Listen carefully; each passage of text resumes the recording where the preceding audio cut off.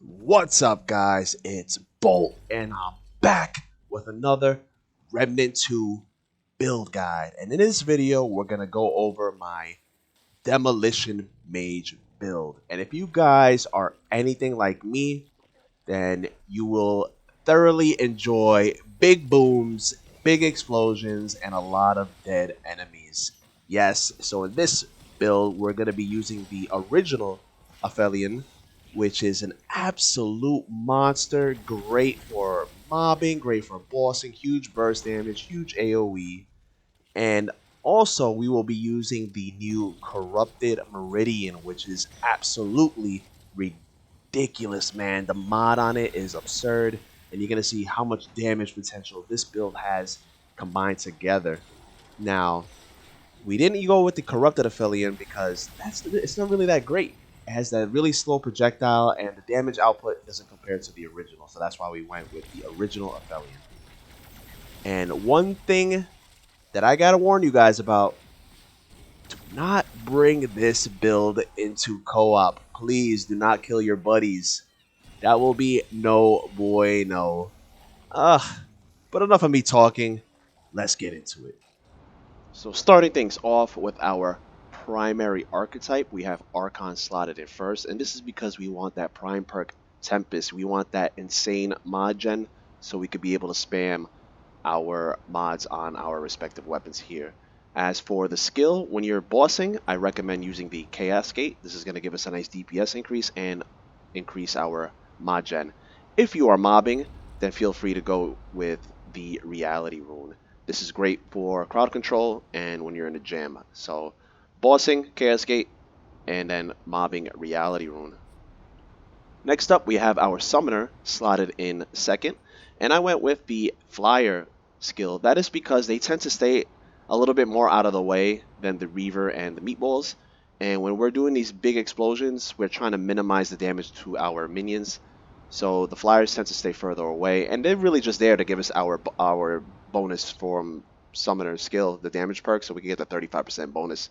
So that's basically why they're there. Necklace, we got the detonation trigger. It's going to boost up our explosions by 25% and apply it burning. The burning is going to help us not only with damage, but it's going to give us some nice mod generation. And we're going to have continuous mod generation on this build. The mod gen is so insane that we will have mods up pretty much all of the time. It's amazing. Next up, we have Burden of the Follower, which is probably the best mod generation trinket in the game. And since we're not even using our primary fires, we don't even feel the effects of the penalty, the reduced firing rate, because essentially we're just spamming mods. So there is no reason to not use this pretty much on almost every mod build with Archon. And this is going to stack with, yes, ladies and gentlemen, I can finally use it. Stone of Malevolence. It's not bugged anymore. You know me. I play honestly. I do not like using exploits or glitches or bugs intentionally. And for the longest time since launch, Stone of Malevolence was super bugged and generating insane amounts of mod power unintentionally. So now we could use it. It goes very well with our burn dot that we will be applying, and it stacks with the Burn of the Follower for some astronomical mod gen. Like I said, guys, you will be able to be spamming these mods at back to back to back. No worries. Since we're not weak spotting, we're using explosions, which cannot weak spot. We went with Burden of the Gambler. Anytime you're not attempting to hit weak spots, you're fighting an enemy without a weak spot, Burden of the Gambler is probably the #1 choice of damage rings you want to use. So this is going to make our explosions crit and do massive damage. That's the goal right here. We have the Singed Ring. Now, you see that 10%, you're like, oh, Bolt, why aren't you using something like maybe Bird of the Destroyer, which is 15%, whatever. The thing with Singed Ring is that it's a multiplicative damage boost. So when their enemy is burning, which they'll be burning all of the time, we're getting 10% multiplicative damage, which is a humongous, humongous damage boost.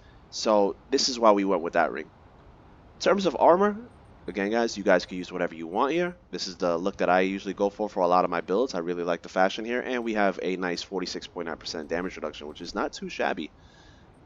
For the relic, I went with the Tranquil Heart. We don't need the Reprocessed Heart or I think it's the Rune Heart, the other mod relic, because we generate so much mod power. It's kind of redundant. It's kind of excessive. We don't need that much. So Tranquil Heart is there just in case I, I lay my own burn dot on me by mistake. I explode myself by mistake. This is just gonna give me some passive heals right away, so I can stay alive. I don't even need to consume it. The only time I do consume it is when I need to heal my summons, so it's really nice. And we have the elemental damage, mod damage, and the mod cost relic fragments on them.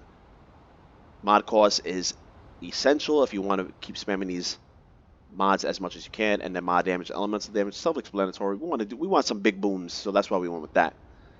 Here we go. We got the Aphelion, the original one. Remember, I do not really like the corrupted version. The corrupted version has a slower orb projectile that shoots out, which really slows down the DPS on the Aphelion. And actually, the damage isn't that great. You know, I think it might be better for mobbing when it's all said and done. If they patch it up a little bit, maybe increase the orb speed. But as for right now, Aphelion is vastly superior. The damage is insane. You'll see, like, I'll be hitting for 4K plus crits on this thing regularly, and it's just instantaneous damage, like instantaneous mod charge, like back to back to back. I could just spam it for huge damage. We have the Harmonizer Mutator on there for the increased mod damage, and it generates some extra mod power for our Corrupted Meridian, which is right here. The mod on Corrupted Meridian is absolutely ridiculous, man. I love this mod. This one is a huge upgrade over the original Meridian. Hopefully they do buff up the original Meridian a little bit to keep it on par with this one.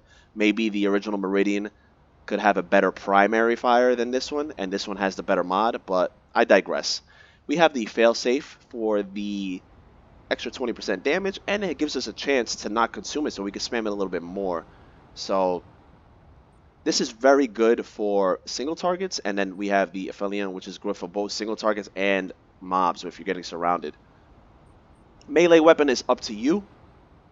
I just like the way Spectral Blade looks, and I think it's fantastic for mobbing, and it has the wall hacks. It's probably my favorite. It is my favorite melee weapon in the game, and I have Reinvigorate on there just in case I need to do a charge melee attack, whatever. But I very rarely use it. It's mainly just for the look and just for practicality. But again, you guys could use whatever you want.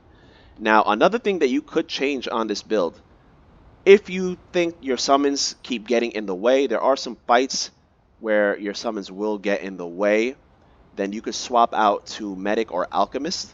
I show an example of this in the Nightweaver fight. You will lose out on about 10% damage, but you won't have to deal with your summons getting in the way, blocking your shots, sometimes exploding your Aphelion or your Meridian by mistake in front of you, knocking you back, taking damage, and it could be a little clunky.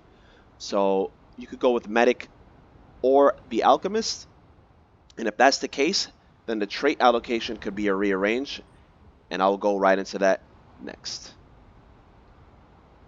So this is my trait allocation when using Summoner.